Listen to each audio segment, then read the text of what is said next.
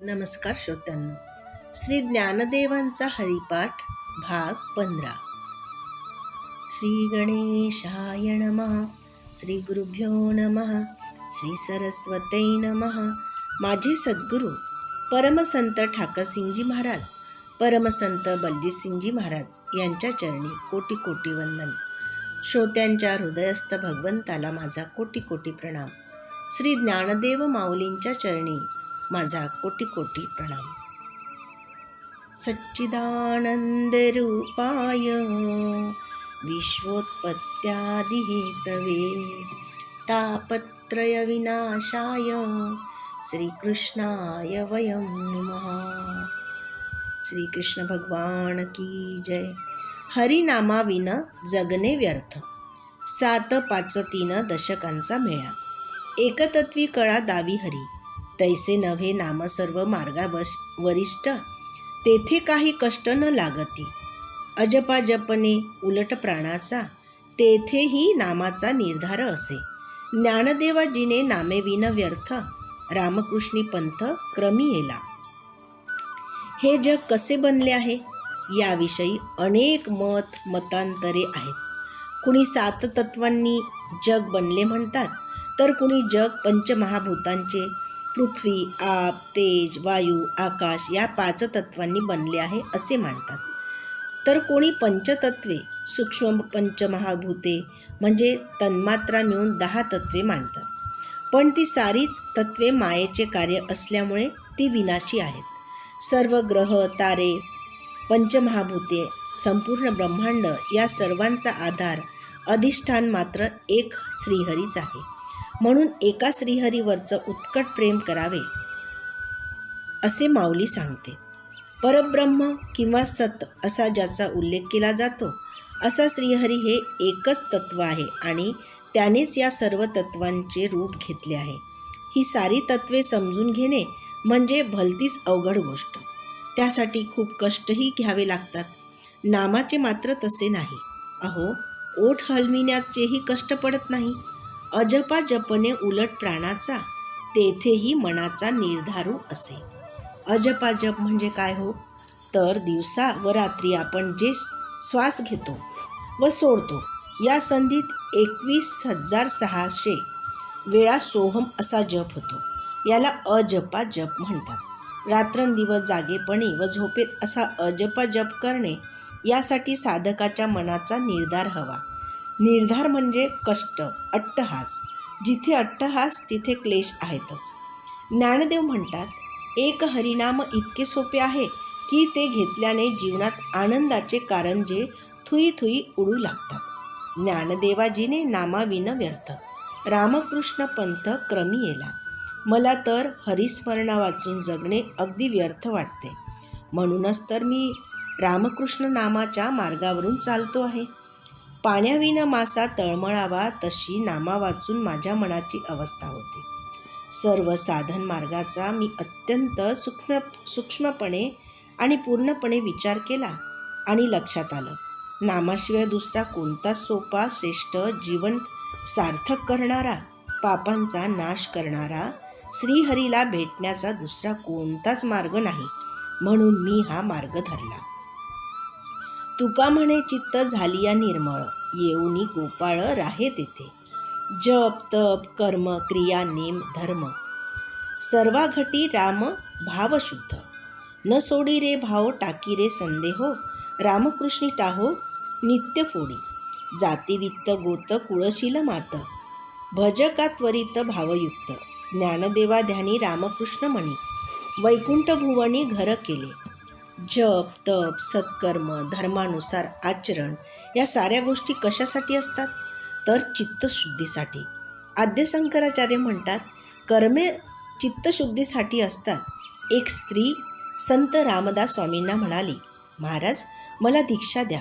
रामदास स्वामींनी तिच्या दारात येऊन त्यांनी आपला कमंडलू तिच्यासमोर ठेवला आणि म्हणाले, बाई यात भिक्षा घाल.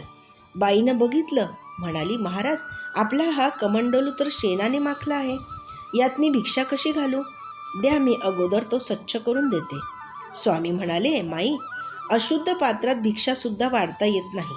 मग काम क्रोधरूपी शरीरपुन्नी मलिन झालेल्या मनात भगवंत तरी कसा येईल? भगवंत हवा असेल, त्याची कृपा हवी असेल तर प्रथम आपलं मन निर्मळ पवित्र असायला हवं. जप, तप, शुद्ध कर्म, धर्म यामुळे अंतःकरण शुद्ध होते.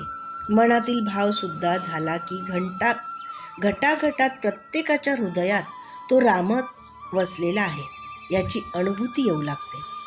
श्री ज्ञानदेव माऊली म्हणते, प्रत्येक प्राणी मात्रात, घटाघटात, रोमारोमात, कणाकणात तो परमेश्वर विश्वरूपाने नटलेला आहे, भरलेला आहे. हा शुद्ध भाव कधीच सोडू नये.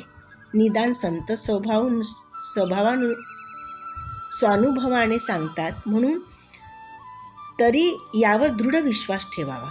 मनातला सारा संदेह, संशय बाजूला ठेवून, हे मानवा, तू रामकृष्ण नामाचा टाहो फोड.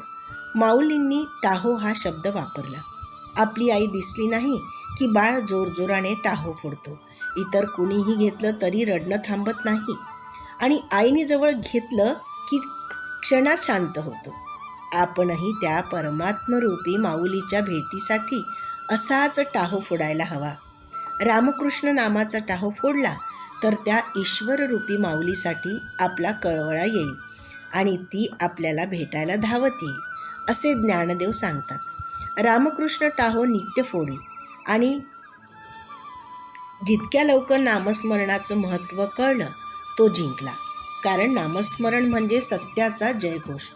नामस्मरण म्हणजे आदर्शाकडे जाण्याची ग्वाही. नामस्मरण म्हणजे एका विशाल आत्मतत्वाशी एकरूप होण्याची वाटचाल.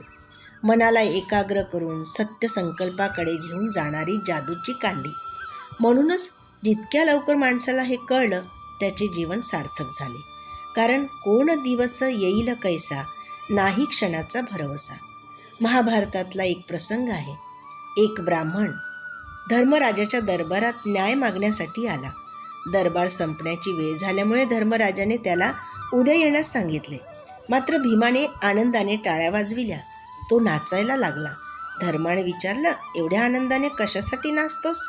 त्यावर भीम म्हणाला, दादा, तुम्ही काळालाही जिंकले हो. उद्याचाही भरोसा देता म्हणून मला आनंद झाला. धर्मराजाला आपली चूक कळली. त्याने ब्राह्मणाला बोलावून तत्काळ त्याची तक्रार ऐकून न्याय दिला. म्हणूनच संत जागृत करतात, कल करे सो आज करे सो अब, पल में परलय होगा तो फिर करेगा कब. तुकाराम हे जग सोडताना लोकांना उद्देशून म्हणाले, हाकारून सांगे तुका, नाम घेता राहो नका.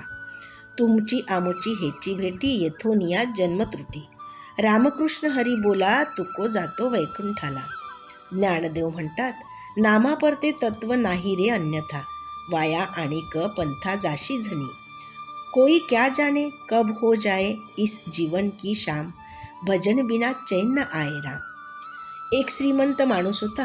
दिवस रात्र अतोनात कष्ट करून त्याने 50 कोटी रुपये जमविले. ज्या दिवशी ही रक्कम पूर्ण झाली त्या दिवशी तो खूप आनंदात होता. आजपासून मस्त आनंदात जीवन जगायचे. योग, प्राणायाम, ध्यान सगळं करायचं. अजून काय करायचं तो स्वप्न रंगवीत होता. इतक्या दारावरची बेल वाजली. त्यानं विचारलं, आपण कोण? पूर्वसूचना न देता असे अचानक कसं का आलात? ती व्यक्ती जोरात हसली, म्हणाली, मला पूर्वसूचनेची गरज नसते. मी तुम्हाला घ्यायला आलो. अहो, पण तुम्ही मला कोण समजता? मी 50 कोटींचा मालक आहे. मालक? ती व्यक्ती जोरात हसली. चला, लवकर चला, मी यम आहे. माझं येणं असंच असतं, तडकाफडकी. अहो, कालच माझे 50 कोटी जमा झाले. थोडं आनंदाने तर जगू द्या. हवं तर तुम्हाला 25 कोटी देतो. यम हसला. लालूच दाखवतो? इथे तर काही जमत नाही. अहो, हवं तर 50 कोटी घ्या. यम पुन्हा हसला. आता तो श्रीमंत माणूस म्हणाला, मला फक्त अर्धा मिनिट द्या हो, कृपा करून. यमानं तो दिला. त्या माणसानं अर्ध्या मिनिटात आपल्या डायरीत नोंद केली, आलेला क्षण जगून घ्या. 50 कोटी रुपयात तुम्ही 1 मिनिटही विकत घेऊ शकत नाही. गेलेला 1 मिनिटही पुन्हा मिळविता येत नाही. खाली त्यानं स्वाक्षरी केली. सत पुन्हा पुन्हा सांगतात, संत पुन्हा पुन्हा सांगतात, याच क्षणी हरीचं स्मरण करून घ्या. कुणास ठाऊक पुढचा क्षण मिळेल की नाही. दीप विझवून या, गेल्यावरी कैसा जी प्रकाश. मात्र यासाठी मी उच्च कुळातला, श्रेष्ठ जातीचा, ज्ञानी धनवान असा सारा अहंकार टाकून दिला तरच ती आई लेकराला जवळ घेते. रामानं हीन जातीतील शबरीचे उष्टे बोरेही खाल्ले. कृष्णानं गरीब गोप बालकांघरचे अन्न आवडीने खाल्ले. छोट्या मोठ्या सर्वांकडले पदार्थ एकत्र करून काला केला.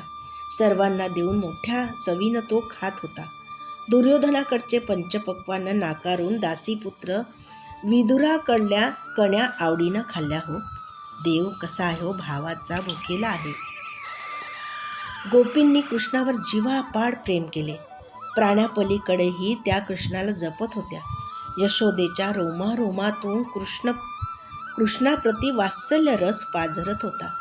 अक्रूर कृष्णाला घेऊन मथुरेला गेला तेव्हा सारं वृंदावन हताश, उदास, केविलवाणं, दुःखी कष्टी झालं होतं. संत तुकाराम महाराज म्हणतात, देह जाओ अथवा राहो, पांडुरंगी लीन हो. देवाच्या सख्यत्वासाठी पडाव्या जीवलगाच्या त्रुटी. सर्व अर्पावे शेवटी प्राण तोही विचावा. असं देवासाठी टाहो फोडल्यावरच देव धावून येतो. इंग्रजीत मीला आय म्हणतात. जो मी म्हणतो ईश्वर त्याच्यापासून दूर जातो. या मीला शला आयला पाडला की एच होईल. मीला आयला पाडला की एच होईल. हरी हरी म्हटल्यानेच वैकुंठ माझ्या घरी आले, असे ठामपणाने माऊली सांगते. एकदा भगवंत तुकारामाकडे जेवायला गेले. गरिबीमुळे कन्या कमी आणि पाणी जास्त होतं. दरदरीत पाण्यामध्ये कन्या रांधियला तेव्हा पात्रातून त्या ओघळत होत्या. तुकाराम म्हणाले, देवा तुला 4 हात आहे ना, 2 हातांनी पात्र पकड आणि 2 हाताने कण्या ओरप. केवढा अधिकार भक्तांचा देवावर. देवालाही कण्या ओरप म्हणतात आणि भगवंतही फक्त भावाचा भुकेला. ते तर साऱ्या ब्रह्मांडाला खाऊ घालतो. त्याला काय कमी असतं हो. तरी पण प्रेमापोटी तो भक्तांकडल्या कण्याही खातो.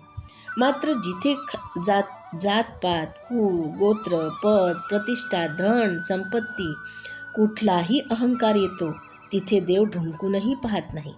राधेला, गोपींना आणि भक्तीचा अहंकार क्षणमात्र आला होता आणि कृष्ण रासलीलेतून क्षणात गोपींच्या दृष्टीआड झाला.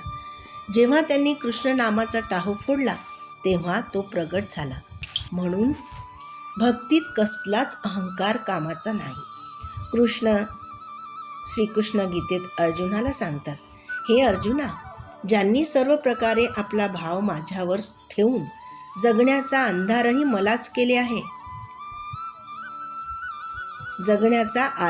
मलाच केले आहे, ते कोणत्याही जातीतील असो, भले त्यांनी शास्त्राध्ययन केलेलेही नसो, पण माझ्याशी तुलना करता ते माझ्याहून मुळीच कमी नाहीत. भक्तीच्या जोरावर दैत्यांनीही देवांना तुच्छ ठरविले आहे.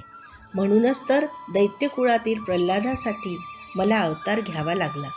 प्रल्हाद दैत्यकुळातील खरा, पण इंद्राहून तो श्रेष्ठ आहे, कारण तो भक्त आहे.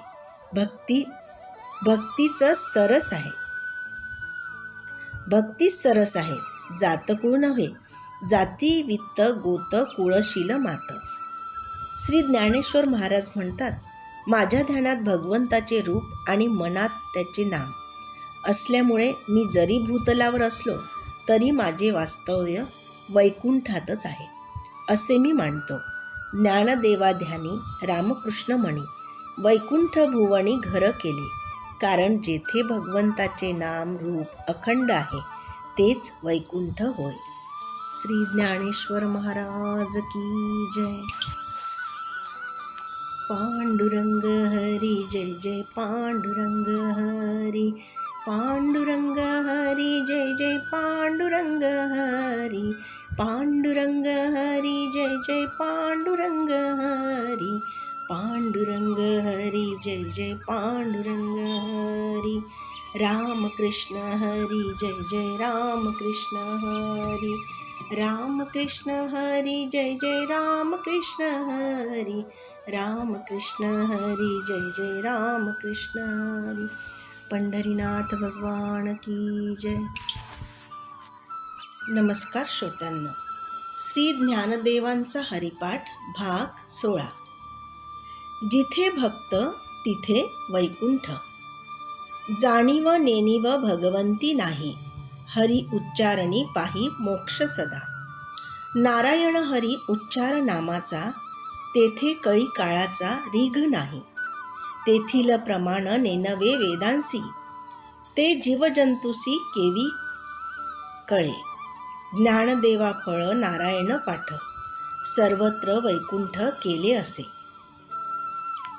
भगवंताची सर्वात श्रेष्ठ रचना कुठली आहे तर मनुष्य प्राणी. सर्व प्राण्यांमध्ये अत्यंत सुंदर लाखामोलाचा हा मानवी देह. एकदा इंद्रदेव पृथ्वीवर आले व त्यांनी घोषणा केली की कुरूप वस्तू सुंदर करून मिळेल. लोक आपल्या कुरूप वस्तू घेऊन इंद्राकडे येऊ लागले. त्या साऱ्या गोष्टी सुंदर होऊ लागल्या. इंद्राने शोध घेतला, चुकून कोणी राहून तर गेले नाही ना. शेवटी शोधाअंती कळलं, एक साधू त्याच्या छोट्या झोपडीत बसलेला आहे. तो इकडे इंद्राकडे फिरकलाही नाही. साधूला कारण विचारल्यावर तो म्हणाला, मनुष्य जीवनापेक्षा आणखी सुंदर काहीही असू शकत नाही, आणि आनंदापेक्षा जो हरिभजनातून मिळतो त्यापेक्षा आणखी काहीही श्रेष्ठ नाही. या दोन्ही सुंदर गोष्टी माझ्याजवळ असताना त्यांना वाईट म्हणून त्या बदलून घेण्यात काय अर्थ. इतका सुंदर हा मानवी देह आणि मानव जन्म. साक्षात परब्रह्माने याच देहात अवतार घेतला. इतका अनमोल हा मानवी जन्म. मानव अमृततुल्य अमृतपुत्र आहे. त्या सर्व शक्तिमान परमात्म्याचा तो पुत्र आहे. ईश्वर जगताचा राजा. अहम ब्रह्मास्मी, मी ब्रह्म आहे. तत्वमसी, तो परमात्मा आणि मी एकच आहे. मी त्या शक्तिशाली परमात्म्याचाच अंशज वंशज आहे. ही ज्ञानवृत्ती, ही झाली जाणीव. आणि मी देह आहे, माझं नाव अमुक अमुक आहे. या शरीरालाच मी म्हणणं हे झालं अज्ञान. नेणीव. शरीराला मी समजून माणूस देहावरच खूप प्रेम करतो आणि मीपणाचा तर कहरच करतो हो. मान, प्रतिष्ठा, धन, दौलत, सत्ता, पद, नाना उपभोग यांच्या मागे लावून तो अनेक भले बुरे कर्म करतो. पदावर सत्तेवर आला की हपापल्यासारखा राष्ट्रीय संपत्ती आपल्या पोतडीत जमा करतो. माझं फार्म हाऊस, माझ्या शाळा, माझे कॉलेज, माझ्या संस्था, आश्रम, अनेक घरं, जागा, बाप रे बाप, केवढी अलोट संपत्ती. हा हम दो अन हमारे दो साठी मिळवतो. कधी तर एकच मुलगी असते हो, ती जावयाचं धन आणि सासऱ्याकडून आयतं घबाड मग जावयाला मिळते. पण माणसाला हे कळत नाही की केलेल्या प्रत्येक बऱ्या वाईट कर्माचं फळ आपल्या खात्यात जमा होत असतं. कितीतरी मंत्री, अधिकारी खूप हुशार, बुद्धिमानसुद्धा असतात, पण त्यांची ही बुद्धी फक्त स्वतःसाठी अलोट संपत्ती जमा करण्यातच खर्च होते. त्याच बुद्धीचा, पदाचा वापर राष्ट्रीय हितासाठी केला तर कितीतरी विकास घडून येऊ शकतो. पण भ्रष्ट माणसामुळे आपलं संपूर्ण राष्ट्र पोखरून गेलेलं आहे. एखादं विकासाचं काम करायचं तर चपराशापासून मंत्र्यांपर्यंत सगळ्यांचे कमिशन गेल्यानंतर उरलेल्या पैशात कसं तरी थातूर मातूर काम करायचं. धन्य ही धनलालसा. पण 50-60 उलटली की इंद्रिय थकणार, विविध रोग जडणार. मग खायला भरपूर असेल तरी तब्येतीसाठी त्याला मोजकं खावं लागतं. आरोग्य हीच संपत्ती. पण खोटारड्या वृत्तीच्या माणसाला कसलं आरोग्य लाभणार. ईश्वरही सहस्त्र सहस्त्र नेत्रांनी प्रत्येकाकडे बघत असतो. ज्याचे हक्क त्याने ओरबडून घेतलेले असतात, ज्यांचे हक्क त्याने ओरबडून घेतलेले असतात, अशांचे शाप तर त्याला लागणारच. अशा व्यक्तीवर वरवर सुखी दिसल्या तरी आतून मात्र पोखरलेल्याच असतात. कधी त्यांचं व्यक्तिगत जीवन सुखी नसतं, तर कधी तब्येतीचे दुखणे खुपणे सहन करावे लागतात. ईश्वर सत्य स्वरूप आहे.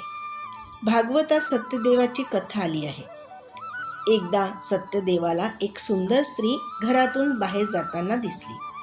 राजाने विचारल्यावर ती म्हणाली, मी लक्ष्मी आहे. थोड्या वेळाने एक सुंदर पुरुष बाहेर जाताना दिसला. राजाने परिचय विचारल्यावर तो म्हणाला, मी दान आहे. लक्ष्मी माताच नसेल तर तुम्ही दान तरी कशाचे करणार? राजाने त्यालाही जाऊ दिले. त्यानंतर एक तिसरा पुरुष बाहेर जाऊ लागला. तो म्हणाला, मी सदाचार आहे. आणखी एक सुंदर पुरुष बाहेर जात होता. तो म्हणाला, मी यश आहे. जिथे लक्ष्मी, दान, सदाचार नाही तिथे मी कसा राहणार? राजा मात्र शांतच होता. मात्र काही वेळाने एक अतिशय तेजस्वी पुरुष बाहेर पडताना दिसला. त्याने आपला परिचय दिला, मी सत्य आहे. लक्ष्मी, दान, सदाचार, यश सारेच निघून गेले. मग मी कसा राहणार? राजाने मात्र त्याला जाऊ दिले नाही हो. म्हणाला, सत्य महाराज, मी आपल्याला कधीच सोडले नाही. मग तुम्ही मला कसे सोडून जाता? राजाची प्रार्थना ऐकून सत्य गेले नाही, तर लक्ष्मी, दान, सदाचार, यशही सत्याच्या मागोमाग घरी परत आले. जेथे सत्य असते ना, तेथे लक्ष्मी, दान, सदाचार, यश यांना यावेच लागते. माणसाने केलेले सर्व चांगले वाईट क्रियमान कर्म संचित कर्मात जमा होतात आणि काही काळाने प्रारब्ध म्हणून उभे ठाकतात. साक्षात परब्रह्म आणि आदिमायेलाही कर्मफळ भोगावेच लागले. जगतजननी सीतामाई बालपणी पिता जनकांना म्हणाली, तात, मला करमत नाही. एक पोपटाची जोडी आणून द्या ना. जनकाने सीतेच्या मनोरंजनासाठी ती आणली. सीता त्यांच्यासोबत बोलत असे. पक्ष्यांना पिंजऱ्यात कसं आवडणार? एक दिवस पिंजऱ्याचं दार उघडताच पोपट पटकन पिंजऱ्याबाहेर पडला. मात्र मादी तिथेच होती. दूरच्या झाडावरून तो रोज पिंजऱ्यातल्या आपल्या मादीकडे बघायचा. काही काळानंतर सीतेनं त्या पोपटाच्या मादीलाही सोडून दिलं. ती म्हणाली, तू मला मुक्त केलं, छान झालं. पण जेवढा काळ मला माझ्या पतीपासून दूर राहावं लागलं, तुलाही तुझ्या पतीचा विरह सहन करावा लागेल, हे नक्की. आणि पुढे सीतेला रावणाच्या बंदिवासात राहून रामाचा विरह सहन करावा लागला. कर्मफळ कुणालाच चुकत नाही हो. साक्षात बंदिवासात राहून रामाचा विरह, साक्षात परब्रह्म परमात्मा श्रीरामांचे पिता राजा दशरथ, चुकून त्यांचा बाण श्रावणाला लागला. श्रावणाच्या अंध वृद्ध मातापित्यांनी शाप दिला, राजा, आमच्यासारखा तुझाही अंतकाळी पुत्रविरहानं प्राण जाईल. आणि घडलंही तसंच. रामाच्या विरहात तळमळत दशरथाने प्राण सोडला. कैकेयीने बालपणी एका साधूची मनोभावे सेवा केली. संत सेवेत फळही तिला मिळालं. साधूच्या आशीर्वादामुळेच देवदानवांच्या युद्धात दशरथाला तिने विजय मिळवून दिला. कर्मफळ सत्कर्माचं सुखरूपात तर वाईट कर्माचं दुःखरूपात भोगावेच लागते. कैकेयीने गमतीने साधूच्या चेहऱ्याला काजळ फासलं आणि साधूने शाप दिला, तुझं चरित्र कलंकित होईल. झालंही तसंच. आपल्या मुलीचं नाव कैकेयी कुणी ठेवत नाही, कारण तिनं शांत स्वरूप रामाला वनात पाठविलं. कर्मसिद्धांत जबरदस्त आहे हो. माणसाचे हे सारे कर्माचे संस्कार स्थूल शरीरात नव्हे तर सूक्ष्म शरीर आणि कारण शरीरात जमा होतात आणि केलेल्या चांगल्या वाईट कर्माचं फळ भोगण्यासाठी त्याला पुन्हा पुन्हा अनेक योनीत जन्म घ्यावा लागतो.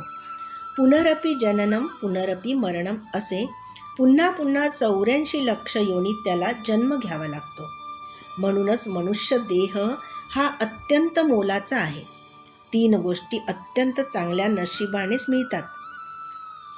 एक मनुष्य देह, दुसरी सद्गुरू मिळणे, तिसरी गुरुवचनांवर विश्वास ठेवून साधना करणे. मी देह आहे असे समजणे म्हणजेच अज्ञान, नेणीव. मी ब्रह्म आहे हीच जाणीव, ज्ञानवृत्ती. ईश्वर मात्र जाणीव नेणिवेच्या पलीकडला आहे.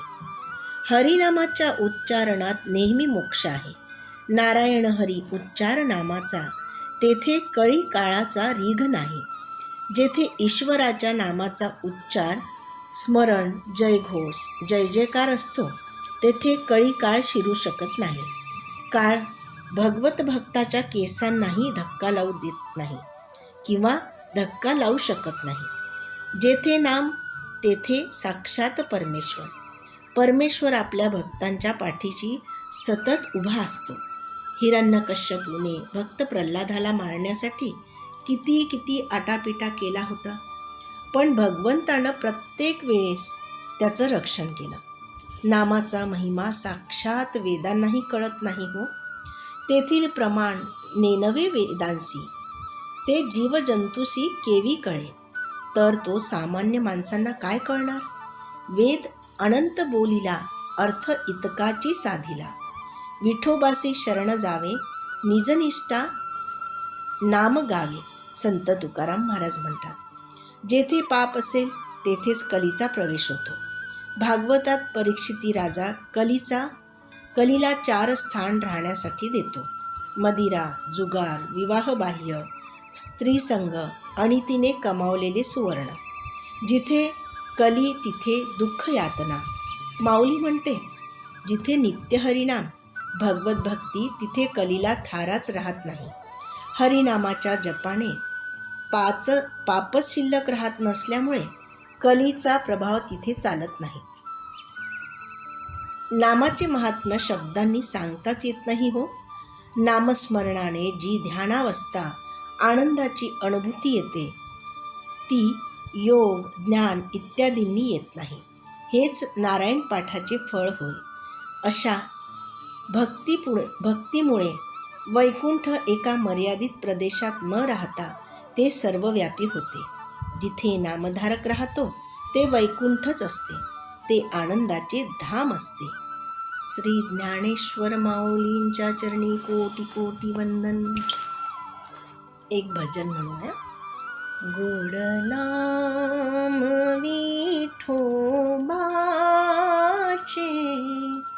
घे घे माझे वाचे. गोड नाम विठोबाचे, घे घे माझे वाचे. डोळे तुम्ही द्या रे सुख, पाहावी विठोबाचे मुख. पाहावी विठोबाचे मुख, पाहावी विठोबाचे मुख. गोड नाम विठोबाचे, घे घे माझे वाचे. तुम्ही ऐका रे कान, माझ्या विठोबाचे गुण. माझ्या विठोबाचे गुण, माझ्या विठोबाचे गुण. गोड नाम विठोबाचे, घे घे माझे वाचे. मना तेथे धाव घेई, राही विठोबाचे पायी. राही विठोबाचे पायी, राही विठोबाचे पायी, गोड नाम विठोबाचे, घेई घेई माझे वाचे. तुका म्हणे माझ्या जीवा, नका सोडू या केशवा, नका सोडू या केशवा, नका सोडू या केशवा.